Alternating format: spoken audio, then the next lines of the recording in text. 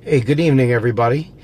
This is Steve with Real Progressives, and I think that I'm going to take a slight break from modern monetary theory for a minute, and I'm going to talk about something that I've been noticing that has got to be like maybe the most frustrating aspect of being quote-unquote on the outside of the duopoly, being that guy, or, being those people that are beyond, the two-party system, or think differently than the way the mainstream puts things out there.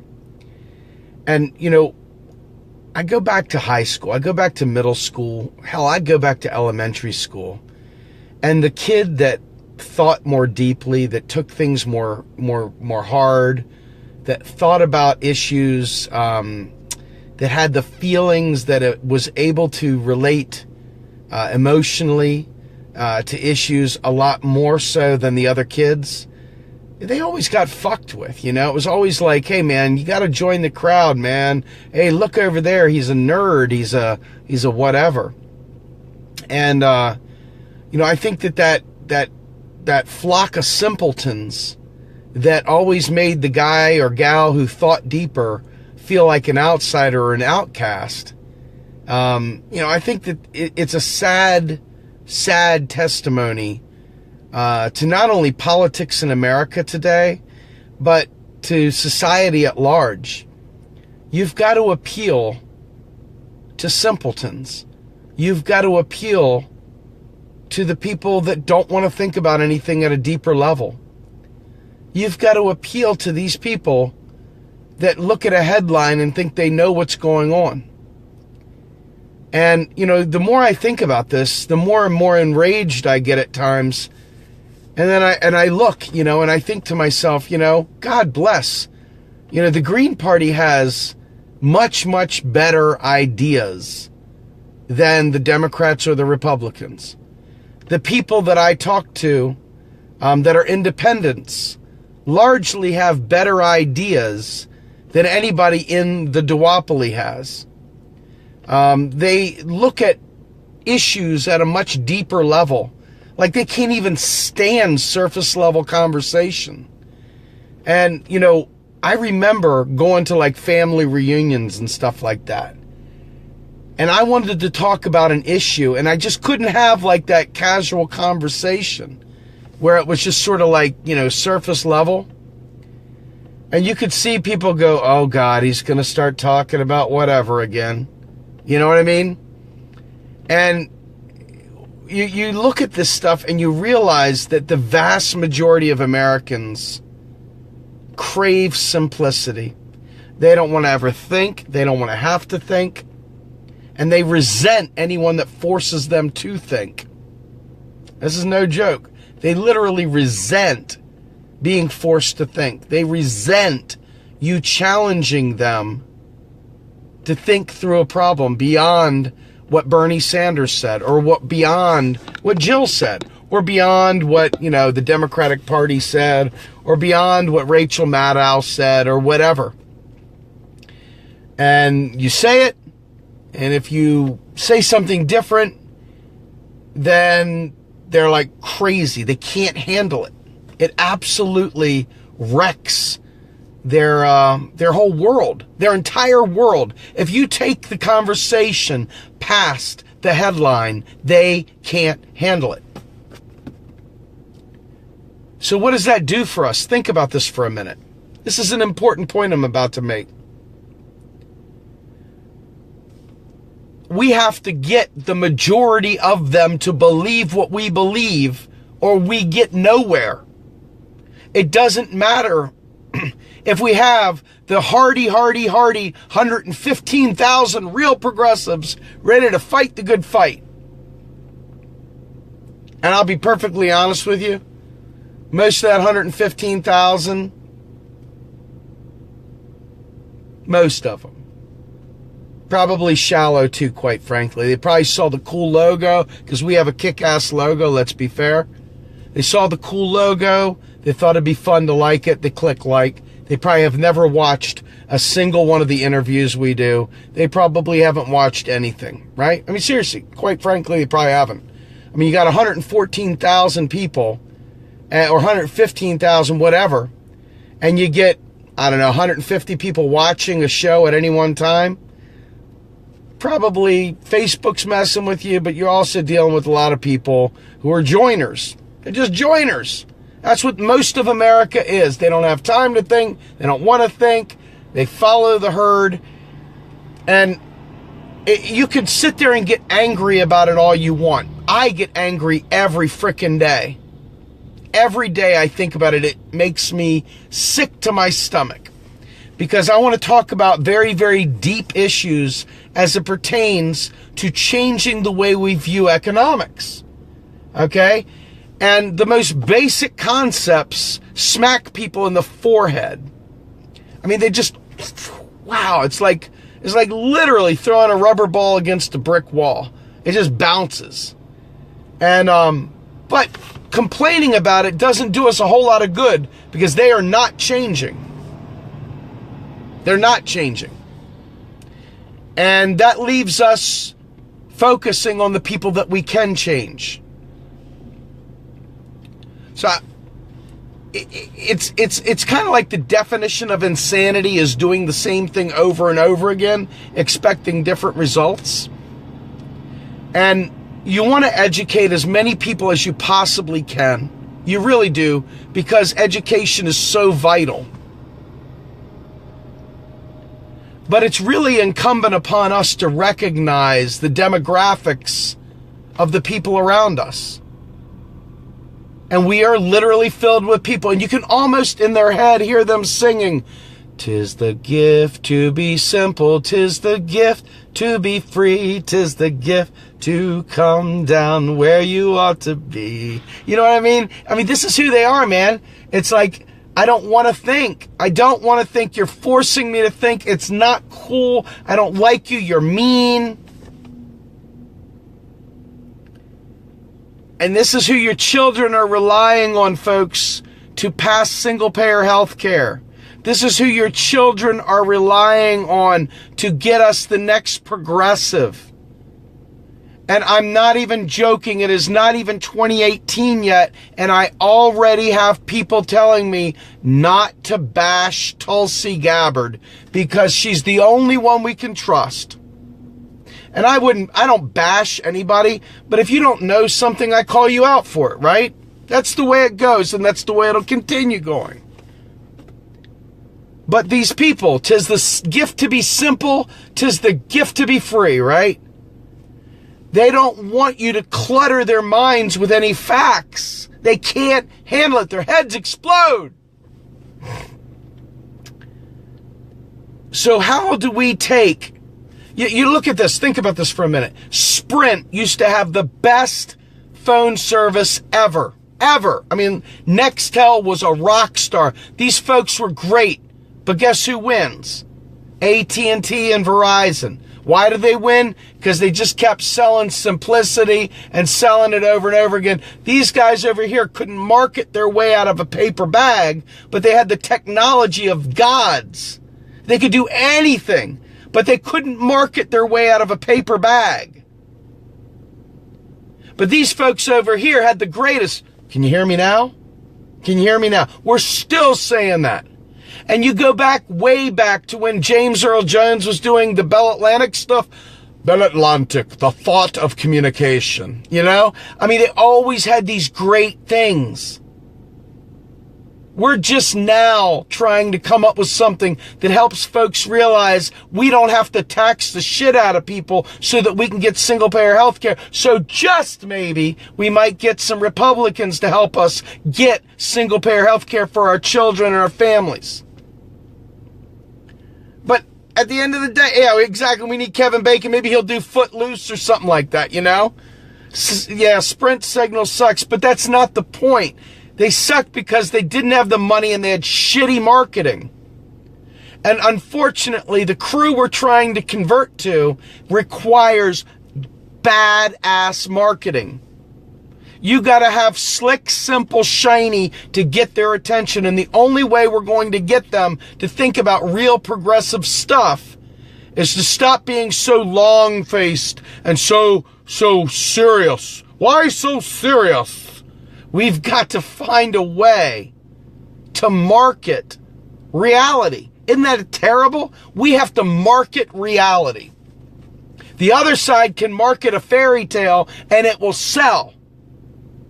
But progressives have to freaking market reality. What the fuck, man? We have to market reality. I have to learn how to market modern monetary reality. I have to learn how to market economic truth. Because the shit sells better than truth. So we got to come up with cartoons. We got to come up with jingles. You know, we got to do the fucking dance and the tap dance and stuff just to get them, do some foot shuffling, you know, do the booty wop, do a 3-tier drop or something, you know, whatever it takes to get the shallow end fucking listening. If you want your kids to have single payer health care, you can't go in there all scally faced, I guess. Tell them the truth. You can't tell them about the suicides from all the unemployment. They don't listen. They check out. You can't call them, I guess, a murderer by proxy because the truth hurts them too fucking bad for them to tune in. So you got to do your foot shuffling. You Sammy Davis Jr. Hello. You got to do all the dancing. You got to smile at them. You got to do all kinds of stupid shit to market reality. And I'm just, Steve saying that's what we have to do, and that's what we have to do. Bada boom, bada bing, boom. Exactly, Mr. Smith. I'm going to start calling you S3, S cubed, brother. Steve Smith, Steve S. Smith, S cubed. You're going down as S cubed. We got to get you some street cred or something, man. You know, I mean, this is the thing. I don't know what else to do. I'm willing to do the Running Man. I'm willing to sing Slayer. I'm willing to do whatever it takes to get the low end of the gene pool to listen.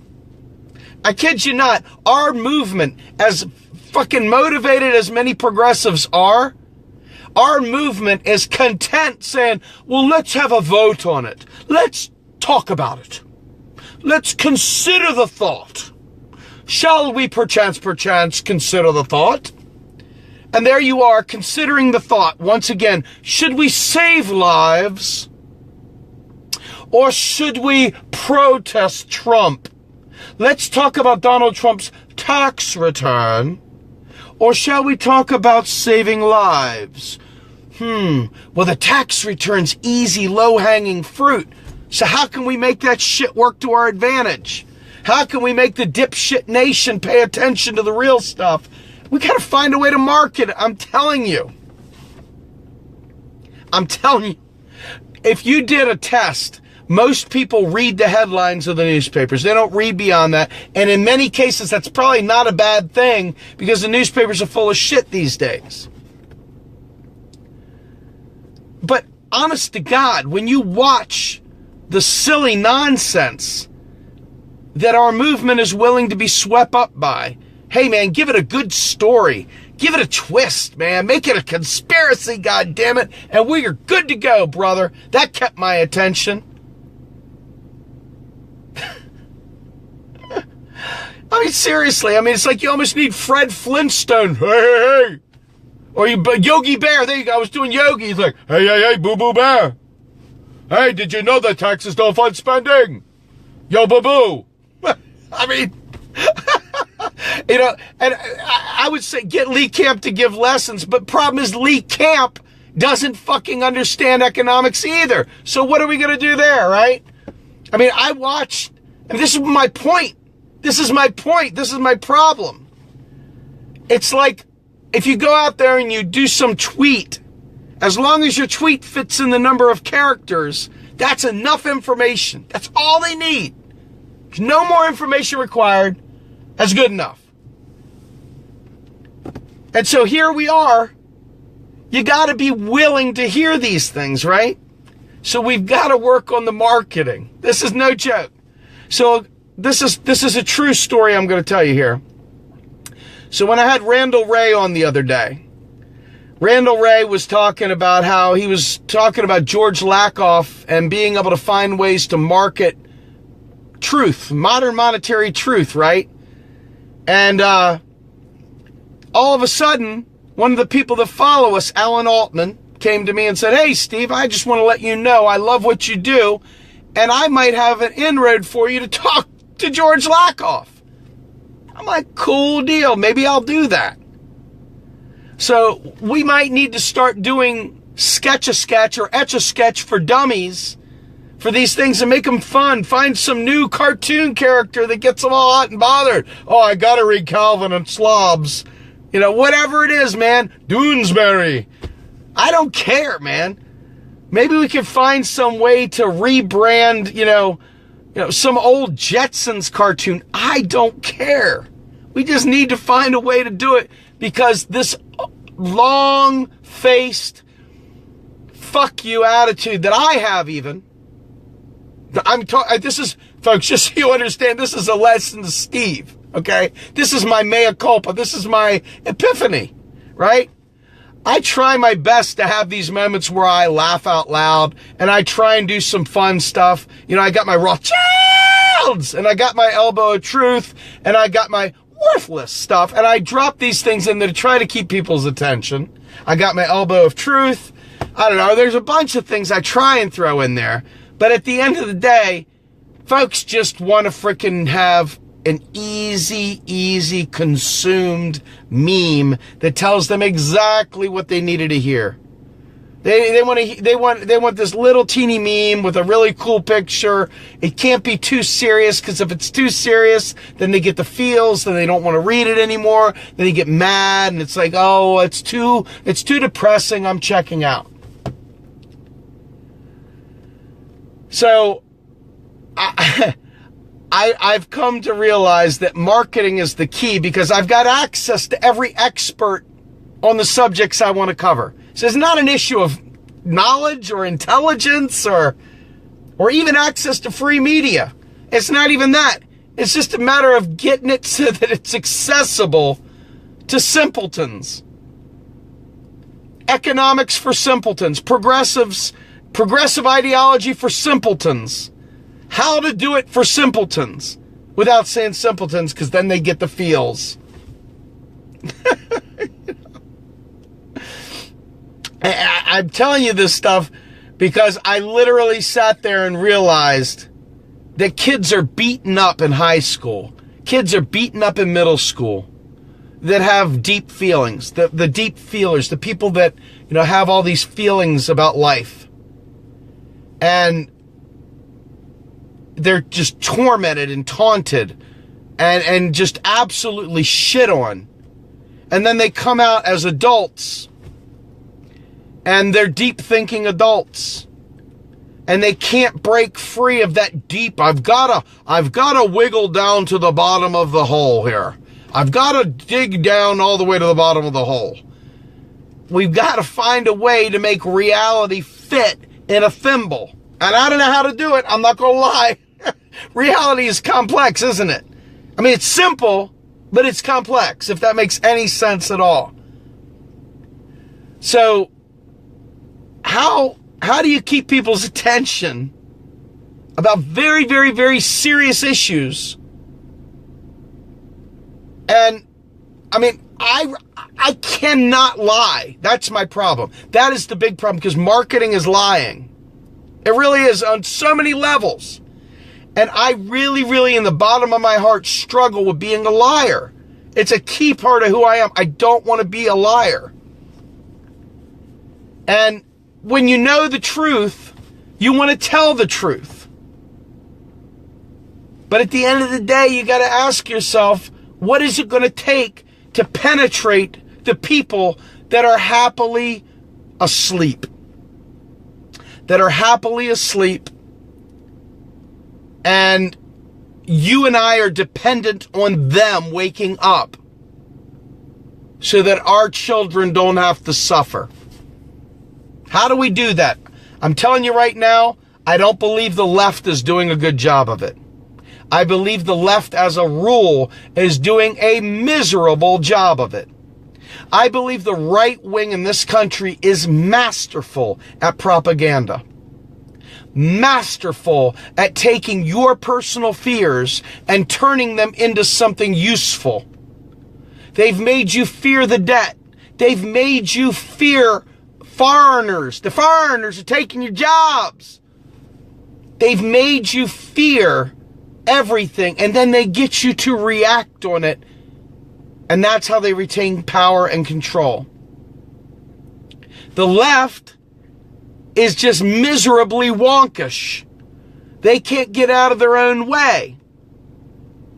And then the center-right Democrats are just fucking liars. And they are able to keep people on that pathetic plantation.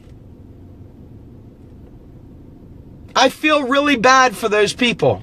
I really do. They lack imagination. They lack depth. They lack willingness. But that's what we're working with, folks. We can only choose what to do with the time we're given, not the time that we're given. We didn't choose when to be born. We didn't choose the circumstances of our world. We didn't choose the people to be around us. Unfortunately, some shit just happens. So this is what we're dealt with, folks. We've got to figure out how to deal with the "'tis the gift to be simple" crowd. And we've got to find a way to penetrate that veil of idiocy, that veil of laziness, that veil of non-curious distraction. Or we will never, when I say never, I literally mean we will never, ever, ever see progress.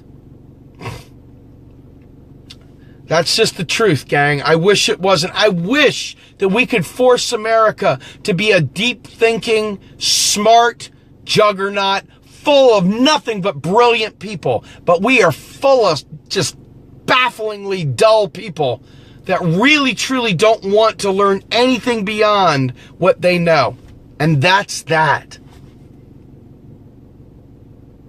So it's up to us, and I'm, as somebody who is in the alternative media world, it's up to me, it's up to you, but it's up to me and my team, for our end of it anyway, to find new and improved ways of saying important things in a very, very dull, simplified, funny way, so that the low-hanging fruiters can pick their apples and pick their grapes and pick their whatever, so that they can get their meal without any effort. That's how we gotta chop up their grapes. We gotta chop up their hot dogs. We gotta peel the skin off the weenies, and we've got to feed them in little quartered Vienna sausages. We got to give them applesauce. We got to wipe their mouth. We got to give them a bib. And this is the deal, gang. No joke. This is what we're dealing with. And if we choose to ignore what I just said, we're just going to be a bunch of self-satisfied, smug, smart people that are suffering mightily and looking across the way at the dumb shits that are killing our kids. So we've got to kind of coax them. We've got to be sitting at the bar going, "Honest, baby, you're the only one for me. No, I'm serious. Honest, I'll call you tomorrow. I promise. Don't worry about it, baby. You're the only one for me." And we got to whisper whatever sweet nothings we need to whisper into their ear, so that they actually hear the deeper messages. Because right now, these stoop fucks are killing your kids. They literally are. They are literally murdering your children out of stupidity. Out of fucking stupidity. And all the pitchforks and guns are going to do is bring an Apache helicopter with a fucking automatic rifle.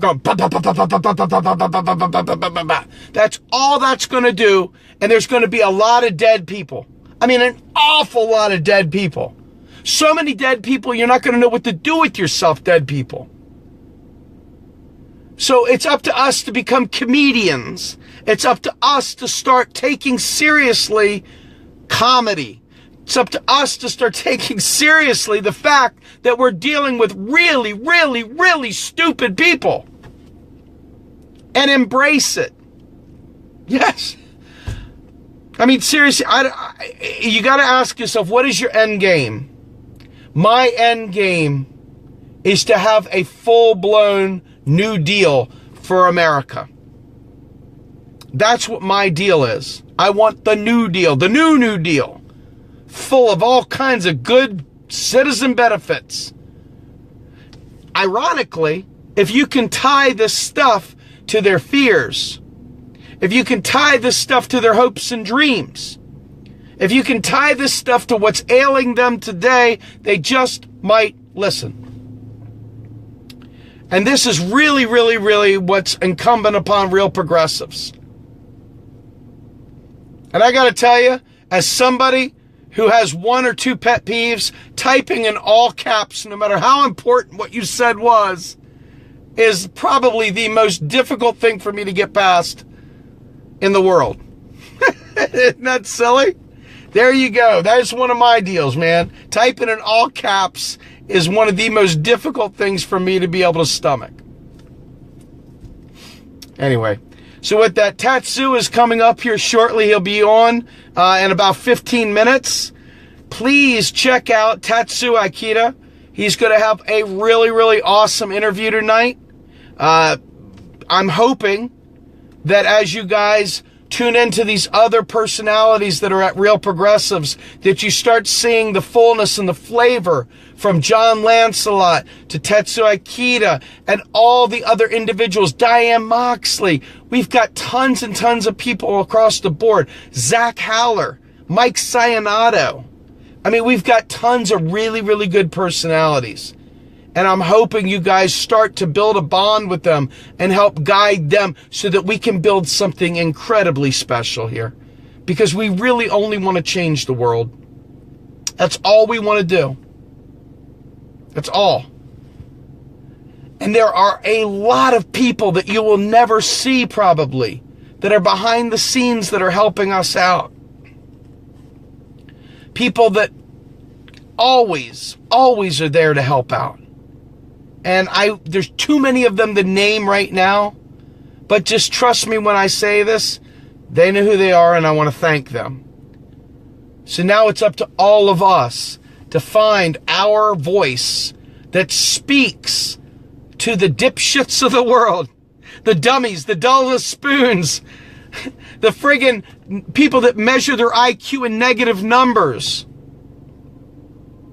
The people who probably have junk sacks and negative numbers, whatever. Bottom line is we got to find a way to get into their skulls. You know, and I think about Clockwork Orange and stuff like that. I think of the guy sitting there being propagandized, eyes wide open with a thing. And I think maybe that's what we need to do to them. Maybe we need a Clockwork Orange. I don't know, but we need something. Because I don't have forever to wait for this movement to become something worthwhile. And right now, I'll tell you, I ain't impressed. I'm not impressed. Not a little bit even. And it's not that you need to impress me, not you. It's not that we need to impress me. It's just that I'm not feeling the truth. I'm seeing people easily distracted by bullshit. So it's up to us to make real shit shiny and fun, or we get nowhere. With that, my friends, I am Steve Grumbine, and I am with Real Progressives. And I hope you guys will check out our YouTube channel. Check us out on Twitter. Check us out on Instagram. Check us out wherever we are, folks. We are actively fighting for you. Help us make it better. Help us get better. So with that, I'm out of here. Have a good night, everybody. Check out Tatsu in 10 minutes. 11 minutes. Good night, everybody.